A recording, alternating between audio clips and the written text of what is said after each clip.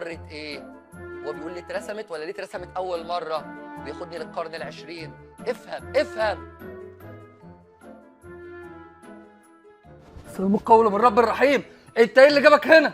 النتيجة ظهرت وقفلت في امتحان الدراسات، يلا عشان نبدأ الترم التاني. زيزو ممكن تبعد عني عشان انت منظرك والحلم اللي انا فيه حاسس ان انا جالي بانيك اتاك. طب يلا قوم عشان نبدأ، ده انا حضرت للترم التاني ولقيته اصلا اسهل من الترم الاول.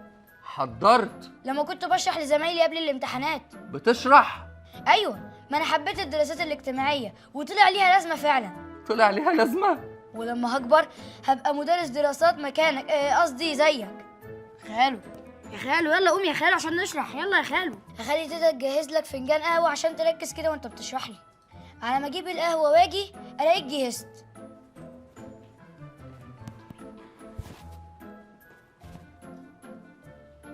هو في ايه؟ انا اللي بقيت خايف من ابن اختي. يا رب كل دوت يطلع حلو.